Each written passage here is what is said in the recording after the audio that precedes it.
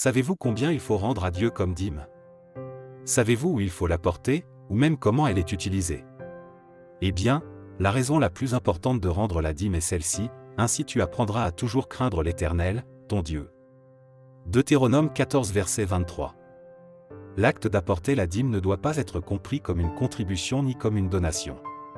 C'est un exercice de foi qui reconnaît Dieu comme notre protecteur et notre pourvoyeur, ce qui nous apporte la paix de l'esprit. Immédiatement après qu'Abraham ait fait l'expérience d'apporter la dîme, le Seigneur lui dit: « Abraham, n'aie pas peur. Je suis ton bouclier et ta récompense sera très grande. » Genèse 15 verset 1er. Dieu était en train de dire à Abraham: « Ne te fais pas de soucis, je serai ton protecteur et ton pourvoyeur. » Nous aurons tout besoin d'avoir appris cette leçon sur la dîme dans les tout derniers temps, lorsqu'il sera impossible d'acheter ni de vendre. Combien devons-nous rendre à Dieu comme dîme? Dans Hébreux 7 versets 1 à 9, les mots dixième et dîme sont employés de manière interchangeable. Les dictionnaires définissent la dîme comme étant le dixième, ou 10% d'une certaine chose. La dîme, c'est donc tout simplement rendre à Dieu 10% de nos revenus ou de notre augmentation. Devons-nous calculer la dîme sur nos revenus bruts ou nets? Si nous payons des impôts sur nos revenus bruts au gouvernement de ce monde, devons-nous agir différemment envers le gouverneur de l'univers? Dieu est celui qui sonde les esprits et qui connaît chacune des intentions du cœur.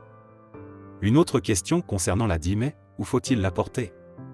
Dans Malachie 3 verset 10, Dieu nous indique que nous ne sommes pas supposés l'utiliser à notre discrétion. Il spécifie plutôt que le bon endroit est la maison du trésor: apportez toutes les dîmes à la maison du trésor afin qu'il y ait de la nourriture dans ma maison. En accord avec ce principe, l'Église adventiste du 7e jour a désigné les fédérations locales, les missions et les unions d'églises comme étant les maisons du trésor et l'Église locale comme le poste avancé, pour le compte de notre Église mondiale. Dieu a aussi indiqué dans la Bible comment la dîme doit être utilisée. Elle ne doit pas être considérée comme un fonds charitable, ni couvrir les dépenses imprévues de l'Église. Elle doit plutôt être employée exclusivement pour le soutien financier du ministère autorisé. Lévitique 27 verset 30 et Nombre 18 verset 21-24. Il est donc très important d'identifier votre dîme en marquant « dîme » sur l'enveloppe, sinon, les fonds que vous remettez peuvent être utilisés par inadvertance d'une autre manière par la trésorerie de votre Église. Puis, assurez-vous qu'on vous a remis un reçu. Pour résumer, la dîme ne sera donc une dîme que si elle représente le montant exact, 10%. Elle est apportée à la maison du trésor. Elle honore Dieu en étant les prémices, première partie, des revenus.